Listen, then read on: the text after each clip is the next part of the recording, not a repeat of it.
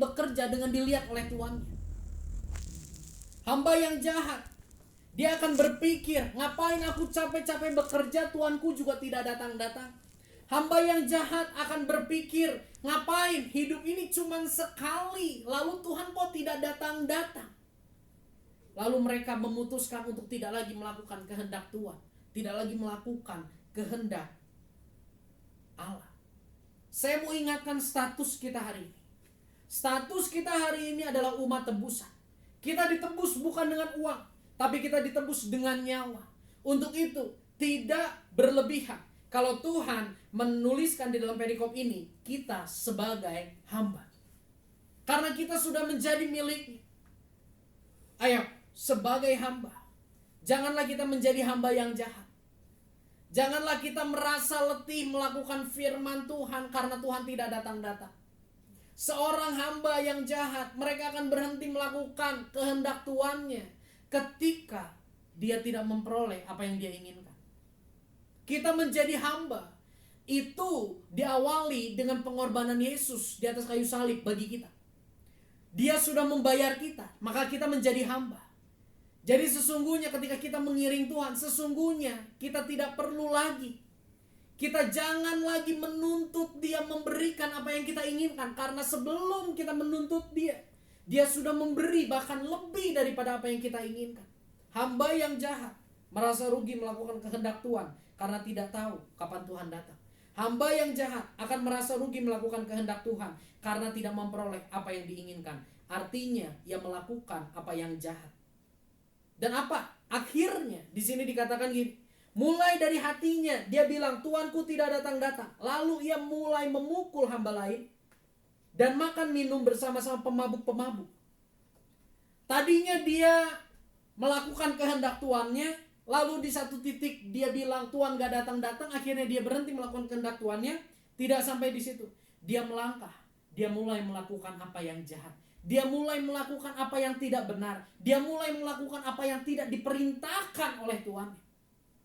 Hari ini, ketika kita tidak memutuskan untuk setia melakukan kehendak Tuhan, kita sedang memberi diri kita untuk dikuasai oleh hawa nafsu. Yang pada akhirnya, kita akan mengisi hidup kita dengan melakukan kehendak iblis. Dengan melakukan kehendak hawa nafsu kita yang seringkali bertentangan dengan firman Tuhan. Yang kedua, ada hamba yang setia dan bijaksana.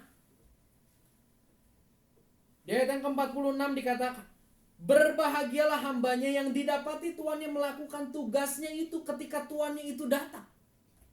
Hamba yang baik dan hamba yang jahat sama-sama tidak tahu kapan Tuhan akan datang.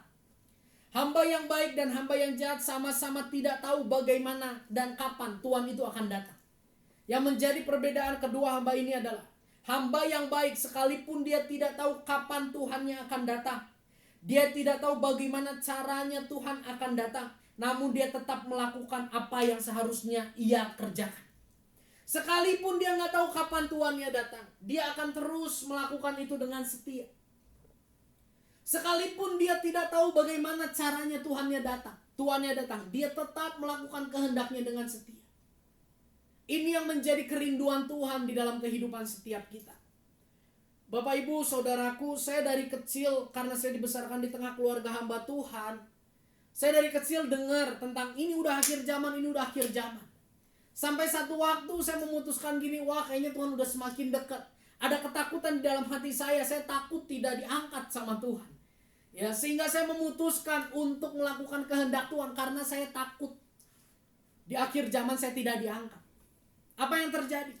Satu titik saya merasa capek, satu titik saya merasa lelah. Oh, dari dulu Tuhan bilang mau datang, tapi sampai sekarang bertahun-tahun aku sudah hidup takut akan firman Tuhan, hidup melayani Tuhan, hidup menyenangkan Tuhan, tapi kok tetap juga Tuhan gak datang-datang. Dan akhirnya saat itu saya memutuskan, saya gak mau lagi melakukan firman Tuhan. Lebih baik saya melakukan apa yang saya pandang baik, apa yang menyenangkan buat saya. Itulah gambaran hamba yang jahat. Hamba itu melakukan kehendak tuannya karena dia menantikan kedatangan tuannya. Dia melakukan itu untuk memperoleh reward.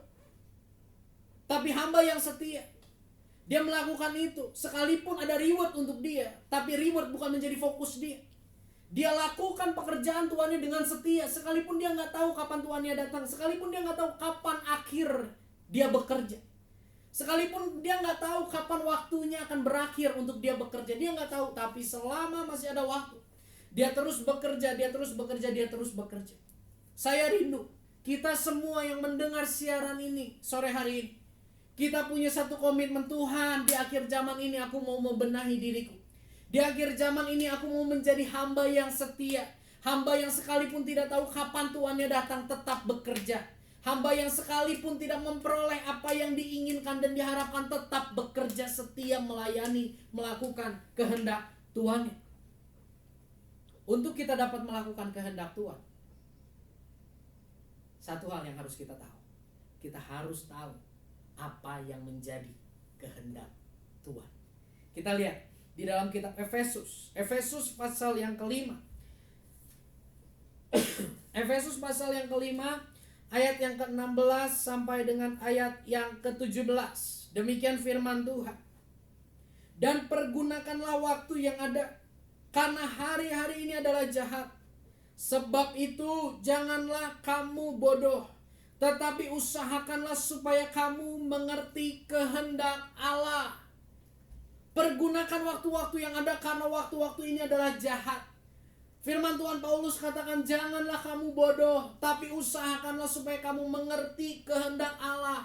Ini Paulus bicara bukan sama orang yang tidak kenal Yesus. Paulus bicara sama anak-anak terang, orang-orang yang udah percaya kepada Yesus sebagai Tuhan dan Juru Selamat. Paulus katakan, janganlah kamu bodoh, tapi setelah kamu menerima penebusan dari Yesus Kristus, kamu harus mencari kehendak Allah. Hamba yang baik, hamba yang setia adalah hamba yang mengerti apa yang menjadi kehendak tuannya dan melakukan dengan setia. Hari-hari ini Indonesia sedang dalam masa isolasi. Ya, saya kemarin lihat di sebuah postingan Instagram, saya lupa siapa yang posting. Tapi di situ postingan mengatakan, survei menyatakan bahwa pengakses situs porno meningkat tajam dalam beberapa minggu terakhir. Kenapa situs porno pengunjungnya meningkat tajam? Karena di masa isolasi ini banyak orang yang tinggal di rumah. Mereka merasa jenuh, mereka merasa bosan, mereka rasa nggak punya aktivitas, lalu akhirnya mereka melakukan hal yang demikian. Saya berharap setiap kita yang mendengar itu tidak masuk di salah satu orang yang mengakses situs porno tersebut. Ya, tapi di masa-masa isolasi hari-hari ini, di masa-masa di mana kita lebih banyak berdiam diri di rumah, mari jadikan momen ini sebagai momen untuk kita bercermin dengan firman Tuhan. Jadikan ini sebagai momen untuk kita semakin dekat dengan Tuhan dan mengerti kehendak Tuhan. Mengerti apa yang menjadi kerinduan Dia untuk dilakukan di dalam kehidupan setiap kita. Pelayan yang baik, hamba yang baik adalah hamba yang mengerti apa yang menjadi kehendak Tuhan. Adalah hamba yang melakukan dengan setia apa yang menjadi kehendak Tuhan, sekalipun dia tidak tahu kapan tugasnya akan berakhir, kapan Tuhan akan datang, dan sekalipun dia dalam kondisi yang tidak menyenangkan baginya.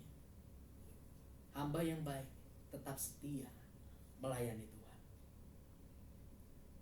Jika kita tidak gunakan waktu-waktu ini untuk mengenal dan mengerti dan menghidupi kehendak Tuhan, kita akan cenderung menggunakan waktu-waktu ini untuk melakukan kedagingan kita yang seringkali bertentangan dengan kehendak Tuhan. Saudaraku, mari sadari, jika hari-hari ini, waktu-waktu ini tidak kita gunakan untuk membangun hubungan dengan Dia, mengerti kehendak Dia, dan menghidupi kehendak Dia, maka waktu-waktu ini akan kita gunakan untuk melakukan sesuatu yang bukan menjadi kehendaknya. Bersyukur hari ini kita sama-sama belajar firman Tuhan. Keadaan semakin sukar, tapi biarlah ini jangan menjadi fokus kita. Kesukaran ini, keadaan yang semakin sukar ini harus membuat kita tercelit. bahwa di dalam kesukaran ini juga timbul guru-guru palsu, penyesat-penyesat. Dan hari ini kita sama-sama belajar firman Tuhan yang kita tahu Tuhan merindukan kita untuk kita menjadi hamba yang setia, hamba yang baik, hamba yang baik mengenal kehendak Tuhannya, hamba yang baik melakukan kehendak Tuhannya sekalipun tidak tahu kapan Tuhannya akan datang dan tugasnya akan berakhir, sekalipun dia tidak memperoleh apa yang dia inginkan. Itu hamba yang baik. Kita tundukkan kepala, kita mau berdoa. Tuhan, kami bersyukur Tuhan, karena malam hari ini kami boleh diingatkan kembali bagaimana di akhir zaman ini bukan hanya masa sukar yang timbul, tapi juga guru-guru palsu, akan timbul penyesat-penyesat Tuhan. Biar Roh Kudus yang ada di dalam kami tolong kami, untuk kami boleh mengerti firman-Mu sehingga kami tidak disesatkan. Tolong kami Tuhan, buat kami selalu peka terhadap firman-Mu, terhadap kebenaran, sehingga ketika ada penyesat yang mencoba menyesatkan kami tidak tersesat. Kami mau Tuhan, di akhir zaman ini, di waktu-waktu ini Tuhan, kami semakin mengerti kehendak-Mu. Kami mau semakin menghidupi firman-Mu Tuhan. Sekalipun kami gak tahu kapan itu akan berakhir, sekalipun kami tidak memperoleh apa yang kami inginkan, kami mau tetap setia Tuhan. Kami mau tetap setia melakukan kehendak-Mu karena kami adalah hamba-Mu. Terima kasih Tuhan. Terima kasih Tuhan. Terima kasih. Haleluya.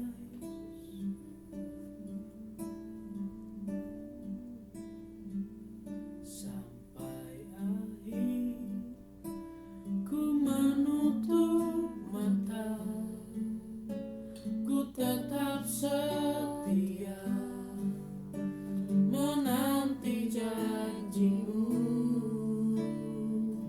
sampai ku dapatkan mahkota kehidupanku. Ku tetap setia untuk melayani-Mu sampai akhir. Ku menutup mata, ku tetap setia menanti janji-Mu, sampai ku dapatkan mahkota kehidupanku. Ku tetap setia untuk melayani-Mu. Biar pujian ini menjadi komitmen kami Tuhan. Kami mau tetap setia untuk melayani Tuhan sampai akhir hidup kami. Ampuni kami kalau selama ini kami menjadikan kenyamanan hidup kami sebagai fokus. Tapi hari ini kami disadarkan dan hamba berdoa di dalam nama Yesus. Tuhan ubah setiap kami. Tuhan ubah hati kami. Tuhan ubah fokus hidup kami. Bukan lagi kepada perkara-perkara duniawi, tapi kepada perkara-perkara sorgawi.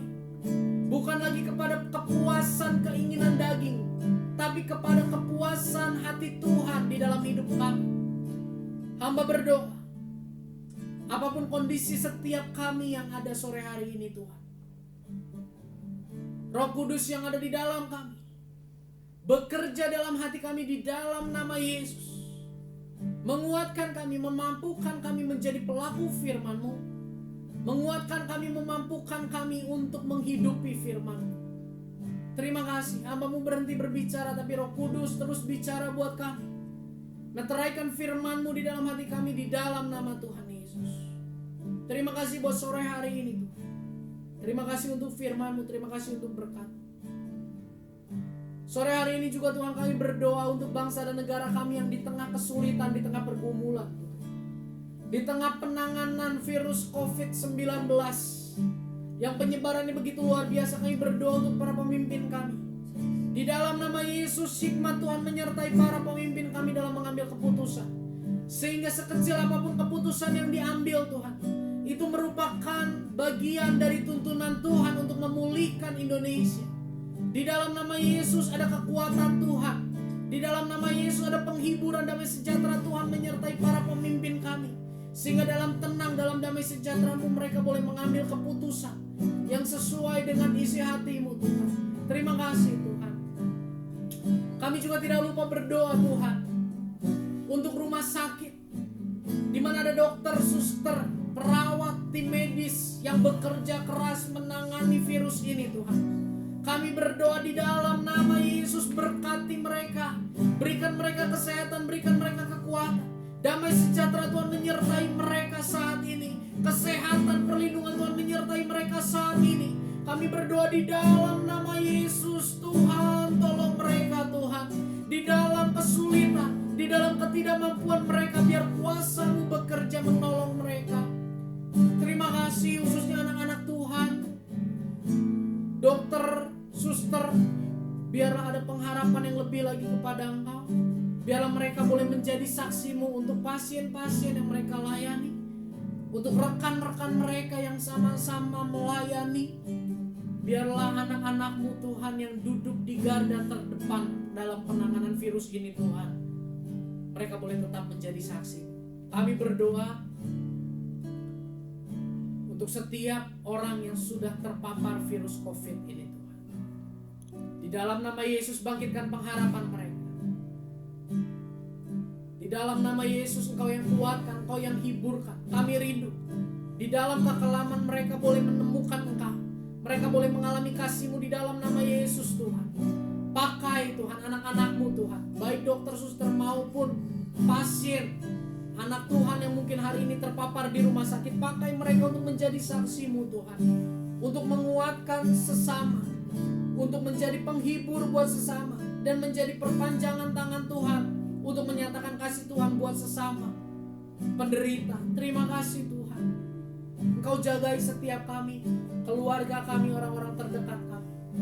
Engkau yang jaga, Engkau yang tutup bungkus oleh kuasa darah-Mu. Kalau ada virus itu di dalam tubuh kami, malam hari ini kami berdoa di dalam nama Yesus, antibodi yang sudah Tuhan tempatkan di dalam diri kami bekerja dengan maksimal, mengalahkan virus tersebut di dalam nama Yesus. Terima kasih Tuhan.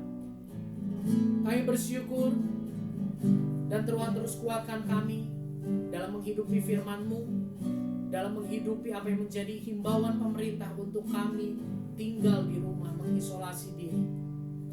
Biarlah waktu-waktu ini kami boleh pakai, gunakan untuk melakukan apa yang menjadi kehendak-Mu, mencari tahu apa yang menjadi isi hati-Mu, dan kami mau berbalik dan bertobat lebih sungguh-sungguh lagi kepada Tuhan.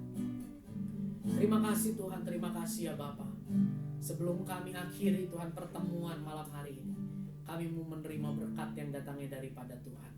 Terimalah berkat daripada Allah Bapa, cinta kasih daripada Tuhan Yesus Kristus, persekutuan dengan Roh Kudus, hati yang mengasihi Tuhan, hati yang rindu dekat dengan Tuhan, hati yang rindu menyenangkan Tuhan, dan kekuatan dari Roh Kudus untuk kami semua menjadi pelaku firman-Mu ada saat ini sampai selama-lamanya.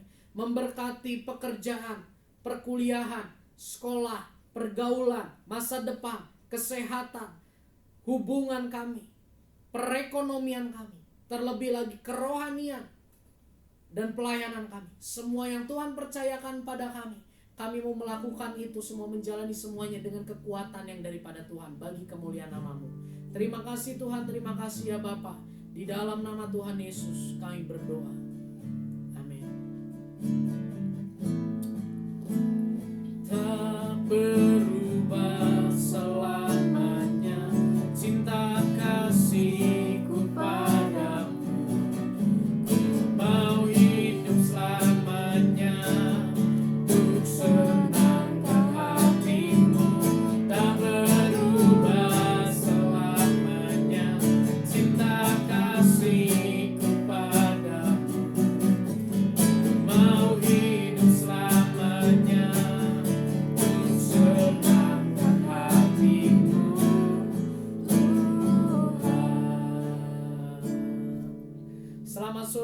Tuhan Yesus memberkati kita semua.